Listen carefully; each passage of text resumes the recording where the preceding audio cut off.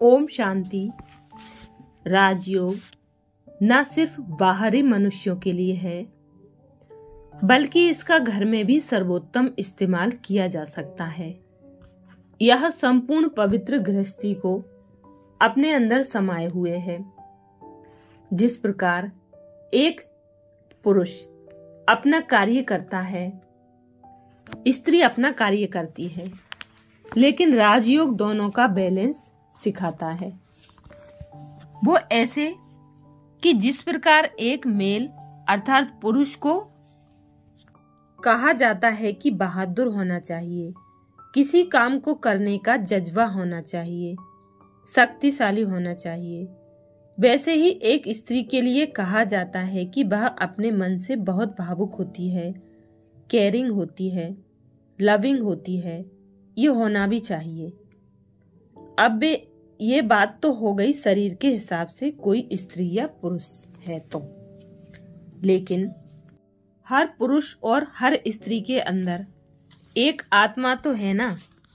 तो हर एक आत्मा के अंदर अगर ये गुण हो, केयरिंग भी हो, लविंग भी हो, बहादुर भी हो, तो कितना अच्छा हो जाए।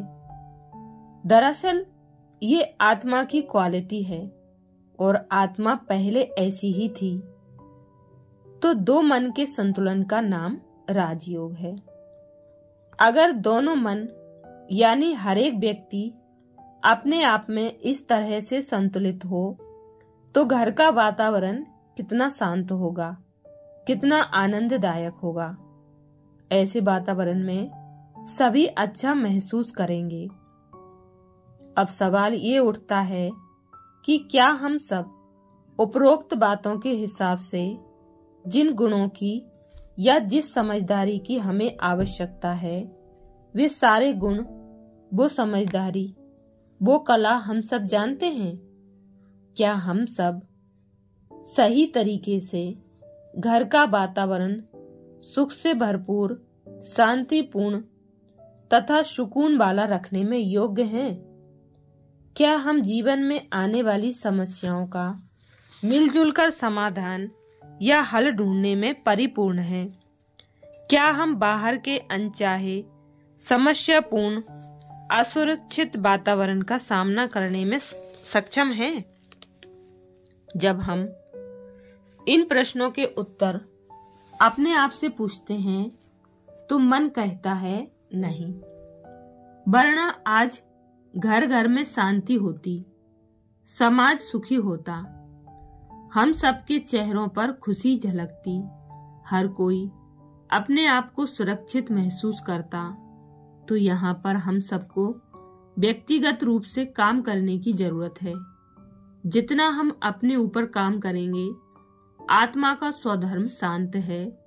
जितना हम शांत स्वरूप का अभ्यास करेंगे, शांति के साथ रहेंगे, उतना हर व्यक्ति अपने आप को अच्छा महसूस करेगा। क्योंकि व्यक्ति से परिवार बनता है, परिवार से समाज बनता है। तो हर व्यक्ति अगर शांत हो जाए और उसका परमात्मा के साथ कनेक्शन हो जाए, तो उसकी शांति में और गहराई आ जाएगी। तो घर में काम करते हुए निरंतर शांत स्वरूप का अभ्यास करके हर एक कर्म की शुरुआत करें। खाना बनाते हुए ये अभ्यास करें कि मैं परमात्मा के लिए खाना बना रही हूँ। ऐसे ही स्नान करते हुए मैं परमात्मा की पवित्र किरणों रूपी जल द्वारा स्नान कर रही हूँ। और सफाई करते हुए मैं अपने मन की सफाई कर रही हूँ। ऐसा करने से घर का वातावरण बदल जाएगा। ऐसे में अगर हम परमात्मा द्वारा सिखाए गए राजयोग को अपने जीवन में शामिल करते हैं, तो हर समस्या का समाधान पा लेते हैं। राजयोग का मतलब है राजाओं वाली जिंदगी का होना। राजयोग का मतलब है कि मन हमारे हिसाब से चले, ना कि हम मन के हिसाब से।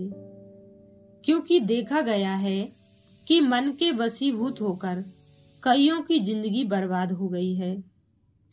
तो हमारा मन हमारे हिसाब से जो योग्य है उसी का जीवन में फॉलो करने में राजयोग संपूर्ण रूप से हमारी मदद करता है। राजयोग एक ऐसी विधि है जिसे हम घरेलू बातों में अपनाकर अपने घर की छोटी मोटी समस्याओं से निजात पा लेते हैं। अपने परिवार में सभी सदस्य एक दूसरे को समझकर एक दूसरे की जरूरत का स्वभाव का ख्याल रखकर मिलजुल कर खुशहाल जिंदगी जीने का जरिया राजयोग है।